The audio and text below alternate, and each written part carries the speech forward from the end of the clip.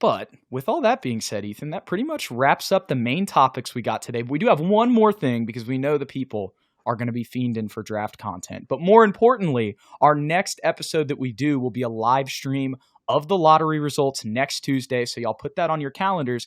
And this is the last time we can do a mock draft where we can do a lottery simulator. So let's get that in here to wrap up the episode. Let me pull up Fanspo. Because like I said, we will be doing those reactions. It's crazy, Ethan. It feels like the other two that we've done were only like 6 months apart, but really they're like 2 years apart, man. It's wild how time flies. Right. All righty. Here we go.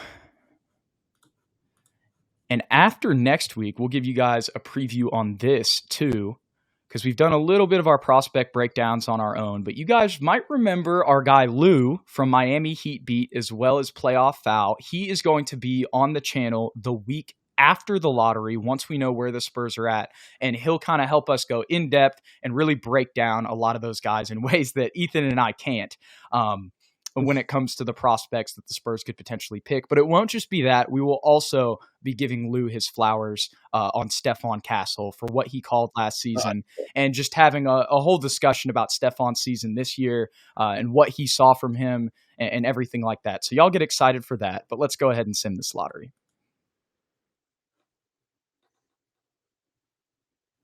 All right. Interesting. So Philly and Charlotte jump up in this one, but the Spurs stay put at 8 and 14. So no number one pick this time, Ethan. So this will be a little bit more realistic. Perfect. Love that Utah dropped to 4. That makes me so happy. Look at this. Dylan Harper, number 1, and Cooper goes to the Sixers, man. Rigged for sure. Malwatch goes to the Pels there. Asa Newell off the board as well. So this is interesting, Ethan. We got a couple different options here. This is probably like the most options we've had. What are your thoughts on the crowd? Well, we got a little taste of everything that you could possibly want, Jude. We got the shooter, the off-ball mover, and Con Knipple. We have the guy that you're really high on that's a playmaker, versatile guy, solid defender, and Kasparis. Mm-hmm. And then we got Derek Queen, who most people have just before this in their mock drafts, who's an incredible scorer at the center position, but not the biggest dude in the world either. So there's 3 different flavors. You know, Ethan, I think I know I said Kasparis is my favorite player, and I will say he still is. But I do feel like Con is the better fit for the Spurs in this situation. I love Kasparis, but I just feel like Con's off-ball shooting, as much as I think Kasparis is a good shooter, he doesn't need the ball in his hands as much. And as much as I would love Kasparis to be the backup point guard, we have so many guys that we can put the ball in their hands. I would agree with that sentiment, and I'll go with you. I'll go Con Knipple. Although we haven't yet drafted Derek Queen. No, we did. We did. Mock draft volume 3. He's on the thumbnail. Oh, okay. Never mind. We've done so many, Ethan. It's all good. They meld together. Con Knipple going to the Spurs. It's funny, Ethan, because the last mock draft I saw had Con Knipple going to the Spurs here, and at 14, they had another favorite player of yours. I'm curious if he's jumped up the draft boards, but let's see what it looks like here on Fanspo. Oh man, Kasparis goes to the Rockets. The Kasparis-Reed Shepherd duo in 3 years is just going to torture me. The Mavericks got Derek Queen. That's wild. They have like 5 centers. Yeah, that wouldn't have happened here. It would have fell to us. That would have been a great pick. Yeah. Oh, man. Well, the other mock draft that I saw, Ethan, it's funny you bring up Derek Queen. Who I was alluding to is Danny Wolf. I saw Danny Wolf here at 14. I don't know if that's what I'm going to go with our crop here, but I will say that I did see that. I can't remember which mock draft it was, but it was a legit one. So maybe that could be a possibility here at 14. Danny Wolf is my dog, as you all know, but what's his name is also my dog. Who's that other big guy? Kalkbrenner. Kalkbrenner. Bring me some Kalkbrenner.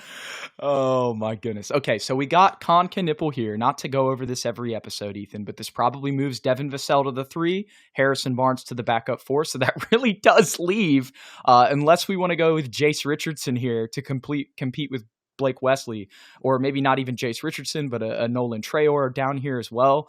Unless we want to go with one of those guys, that center position is really wide open still in this situation. I also see my guy Carter Bryant, who I would not be mad at, Jude. We do. The one thing I'll say about Carter Bryant here is that is kind of loading up on forwards here. Let me pull it up here. So again, remember, we're going to probably slot Khan into that backup 2 position where Devin Vassell is, elevate Devin to the starting position, and move Harrison down to the 4. So if we got Carter Bryant, again, I guess he would be the 3rd string 4, but do we want to use that for a 14th pick, or would we be playing him at center? You see what I'm saying there? Yeah, I hear what you're saying. Who do you want? I really don't care. Well, we can take Igor Demon if we want to go upside. We could also just take Jace and get that flamethrower. Honestly, here's my top 2 on this one. I want to be a little different as much as I love Jace Richardson. So I'm considering Nolan Traore here just to have that French connection there at the backup point guard position. But honestly, the other guy I'm thinking is Danny Wolf, Ethan. I'm serious. Do you want Danny? All right, I'm all over it. And here's the thing. We need a 7-footer desperately. And he has the versatility that if we do want to go with the Twin Towers, we can play him and Wemby on the floor together. Now, I will say initially again, please, for everything that is good and holy, play him at the backup center position. Yeah, he's going to be backup 3. Right. He's going to be the backup 4 next to Bismack. No, I actually genuinely, though, wouldn't mind this pick at 4. I don't, I could say it's a little bit of a reach, but I think because of his skill set, the way he plays, yeah, man, I think he has a lot of things in his game, not just the off the dribble stuff, but like passing wise. I think there's a lot of Spurs traits in Danny Wolf that I see on top of him coming from a blue blood program. This would be a guy from Duke and a guy from Michigan. My guy. Oh, sorry, Ed. You don't got to convince me, my guy. I'm all for the Danny Wolf train. You know that. I'm forgetting some of his best attributes here. I know he can put things on the dribble and shoot a little bit, but can you give the breakdown for the people again? Oh, man, he's got the low post game. He's got the footwork. He can face you up and take you off the dribble. His 3-point shot looks real fluid. I don't know his exact percentage in front of me, but, according to the tape, my guy can spot up from deep. And honestly, he has a lot of the same traits as Derek Queen, but he's just slightly bigger and slightly more physical. So he's averaging closer to 10 rebounds over Derek. So, I mean, that's kind of what you're looking for the Spurs in that sense. And we compared him a little bit to what's the old boy's name that's playing for Memphis, the rookie center. I'm thinking it's Zach. Okay. Not in terms of play, but like impact. A lot of people thought Edey would have minimal impact coming out of Purdue. I think Danny, including you and I think Danny Wolf could have a similar like surprise factor for the way he's able to impact NBA games because he's more of a traditional big, but can also step out. And to that point, he's a junior coming in, not a true freshman coming in, somebody who he played at Yale, worked his way up, played at different levels of basketball. And because of the Spurs' desperate need for that backup center position, I think that only adds to what you were saying. And I think that's the same mold as kind of Edey. They had a hole at that center position. He's filling it. And look what he's done for them this year. But yeah, man, thank you so much for the Danny Wolf breakdown there. And I guess the last thing that I would say, I feel like there was something else that I was going to say about him. He's real fluid too. For those of you that haven't watched tape, don't be what's the word I'm looking for? Deterred by the 7-foot, 250-pound frame that you're seeing on your screen. Like, go watch some tape. The guy he moves his feet really well. 100%. This was the thing that I was forgetting, Ethan. You brought up the Derek Queen comparison, and I know we've talked about this on multiple episodes, but go look at the stats in the Big Ten tournament when they played each other. As much as Derek Queen was able to get 31 points on him, I will give him that, only had 3 rebounds, and Danny had like 22 and like 14 or something. And that is exactly what the Spurs need. 100%. Let's go to this third pick, Ethan, which is probably going to be a 2-way in all likelihood. But man, that picking somebody who's 7 feet tall, Ethan, is just so satisfying. Feels good. It feels better than it should.